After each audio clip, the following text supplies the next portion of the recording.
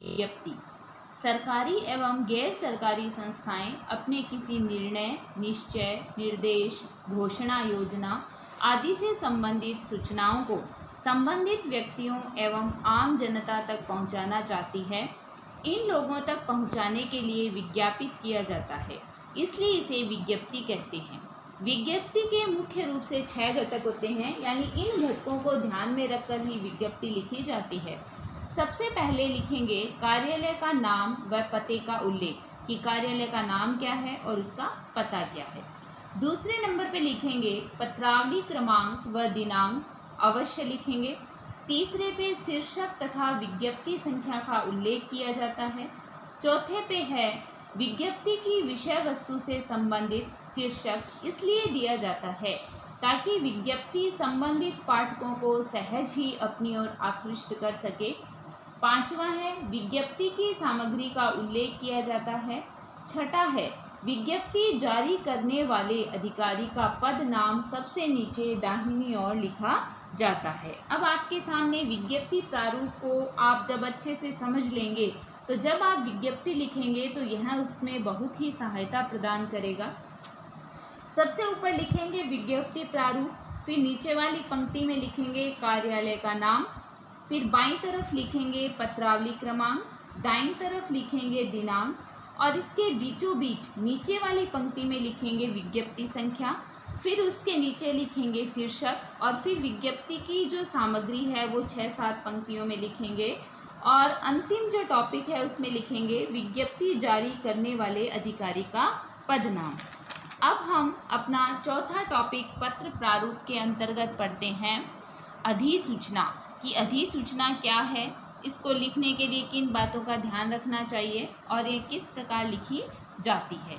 तो अब हम स्टार्ट करते हैं। अधिसूचना सरकार के राजपत्र में प्रकाशित की जाने वाली सूचना अधिसूचना कहलाती है, यानी सरकार का जो गजट पेश होता है उसमें लिखी जाने वाली जो सूचना है वह अधिसूचना कहलाती है। अधिसूचनाएं किसी व्यक्ति विशेष से संबंधित भी हो सकती है, किंतु इनका संबंध सामान्य जनता से होता है, इसलिए इन्हें राजकीय राजपत्र में निश्चित रूप से प्रकाशित किया जाना आवश्यक है तथा आवश्यकता होने पर समाचार पत्रों में भी प्रकाशित कराया जाता है। अधिसूचना किसी अधिनियम के अंतर्गत जारी की जाती है तथा राजपत्रों में अधिसूचना का प्रयोग सामान्यतः निम्न प्रयोजनों के लिए किया जाता है, जिसमें पहला प्रयोजन है नियमों, अधिनियमों, आदेशों, नीतियों और शक्तियों के लागू होने या उनमें संशोधन की सूचना प्रकाशित करने हेतु। दूसरा है अधिकारियों के कार्यभार एवं अधिकारों की सूचना प्रकाशित करने हेतु। तीसरा है उच्चाधिकारियों जो राजपत्रित होते हैं की नियुक्ति, प्रतिनियुक्ति, स्थानांतरण, पदोन्नति, पदावनति, वेतन वृद्धि, सेवानिवृत्ति, अवकाश प्राप्ति आदि से संबंधित सूचनाएं प्रकाशित करने हेतु। अब है इसकी आवश्यक बातें। आवश्यक बातों के अंतर्गत पहला टॉपिक है अधिसूचना में यह उल्लेख रहना आवश्यक है कि यह गजट के किस भाग और किस खंड में प्रकाशित होनी है। दूसरा है अधिसूचना पर संयुक्त सचिव या उससे बड़े सक्षम अधिकारी के हस्ताक्षर होते हैं, क्योंकि अधिसूचना प्रकाशित कराने का अधिकार केवल इस स्तर के अधिकारियों को ही प्राप्त होता है। फिर है इसमें संबोधन या स्वनिर्देश नहीं होता। अगला है अधिसूचना जिस कार्यालय से प्रकाशित करवानी है उसका नाम तथा पता आवश्यक है। 5वें नंबर पे है प्रतिलिपियां जिन्हें प्रेषित की जानी है उनके नाम पते नीचे बाईं ओर लिखे जाते हैं। अगली है इसमें अधिसूचनाएं केवल किसी राज्य सरकार या केंद्र सरकार के द्वारा ही जारी की जाती है। फिर उसी में हम लिखेंगे अधिसूचना का जो पत्र प्रारूप है वह किस प्रकार लिखा जाता है। तो सबसे ऊपर लिखेंगे भारत सरकार। इसके अंतर्गत मैंने उदाहरण लेने के लिए उद्योग मंत्रालय का नाम दिया है। दाईं तरफ लिखेंगे नई दिल्ली, दिनांक आप चाहे जो भी लगा सकते हैं जिस दिन आप लिखते हैं।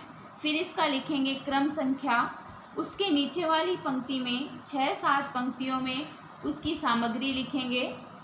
फिर नीचे वाली पंक्ति में लिखेंगे सचिव, और अंतिम इसका टॉपिक जो होगा वो होगा प्रतिलिपि सूचनार्थ प्रेषित है, कि आप किस किस को ये अधिसूचना भेज रहे हैं। अब हमारे पत्र प्रारूप के अंतर्गत अंतिम टॉपिक है निविदा सूचना, कि निविदा सूचना क्या होती है, कैसे लिखी जाती है, किन बातों का ध्यान रखते हैं और इसका प्रारूप कैसा होता है। सरकारी तथा गैर सरकारी प्रतिष्ठानों द्वारा अपने निर्माण कार्य संपन्न कराने, सामान की आपूर्ति करने, नीलामी आदि के लिए इन कार्यों को कर सकने वाले व्यक्तियों की सूचनार्थ समाचार पत्रों में जो आमंत्रण प्रकाशित किया जाता है उसे निविदा सूचना कहते हैं।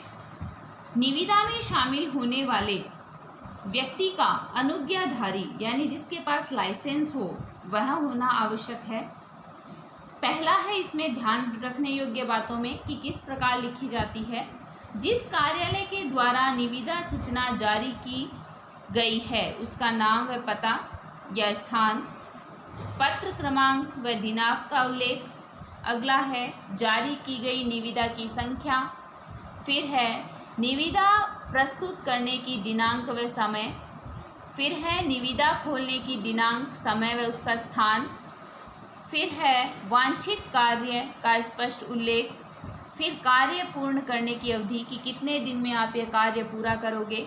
फिर अनुमानित व्यय राशि का उल्लेख कि इसमें अनुमानित राशि क्या लगेगी। धरोहर राशि एवं उसे जमा कराने की प्रक्रिया का उल्लेख। फिर है निविदा प्रपत्र के मूल्य का उल्लेख, यानी आपने वह फॉर्म कितने रुपए में लिया और भरा। फिर है निविदा जारी करने वाले अधिकारी का पद नाम। अब है निविदा सूचना प्रारूप, कि निविदा सूचना का प्रारूप कैसा होना चाहिए, आप उसको किस प्रकार लिखोगे।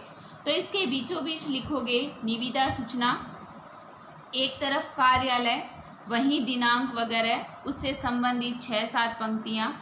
फिर नीचे लिखेंगे क्रम संख्या क्या है, दिनांक उसका क्या है, कार्यालय का नाम क्या है, भरने का दिनांक क्या है, खोलने का दिनांक क्या है, अग्रिम राशि क्या है और अनुमानित राशि क्या है, प्रपत्र शुल्क क्या है। इस प्रकार आप इसको लिखेंगे कॉलमबद्ध तरीके से, और नीचे ही नीचे आप सचिव के हस्ताक्षर करेंगे या सचिव के हस्ताक्षर होंगे।